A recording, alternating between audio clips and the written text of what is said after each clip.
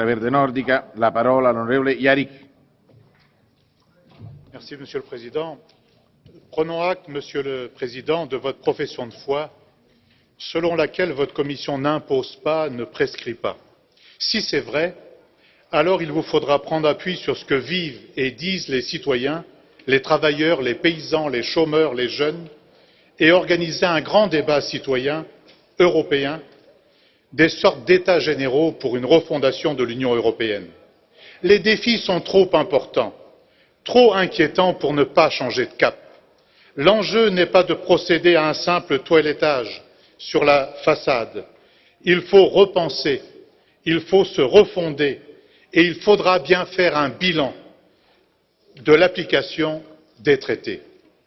Tant que l'Union européenne ne sera pas l'affaire des peuples eux-mêmes, tant qu'elle ne prendra pas en compte leurs aspirations à mieux vivre, tant qu'elle ne sera pas un projet pour la justice, l'égalité, la solidarité, la démocratie, le bien-être humain et environnemental, elle continuera d'être rejetée.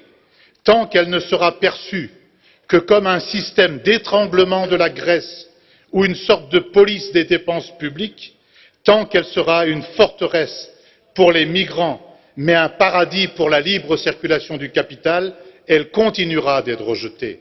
Tant qu'elle roulera en covoiturage avec les milieux d'affaires et les fonds financiers, au détriment des travailleurs, elle sera rejetée.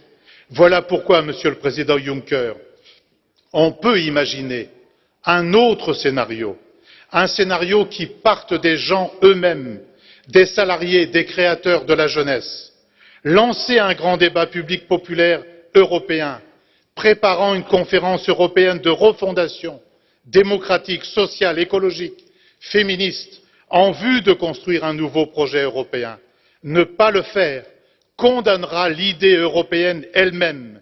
Commencez d'ailleurs entre nous par consulter les peuples sur le projet de libre-échange avec le Canada. Ce serait un acte montrant que l'Europe est un atout pour transformer la mondialisation. Remplacer le concept de concurrence généralisé par celui de coopération, l'austérité par une nouvelle répartition des richesses et une nouvelle manière de les produire, le chômage et la précarité par une sécurité sociale professionnelle, l'actuelle politique agricole commune par une nouvelle politique agricole et alimentaire qui prendrait en compte l'emploi et la santé.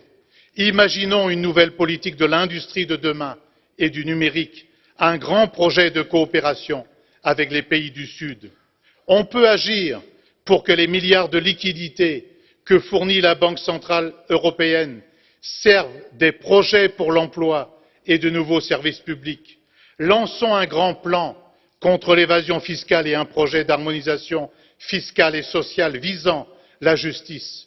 Le projet européen pourrait se relancer en amendant le fonds que vous avez créé pour en faire un fonds pour le développement social, humain et environnemental qui, en même temps, pourrait refinancer les États surendettés.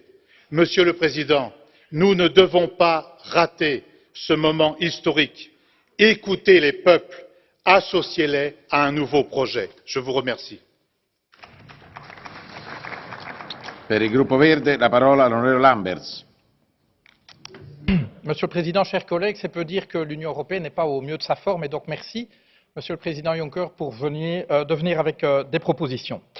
Vous tentez, dans votre document, de répondre à la question du comment.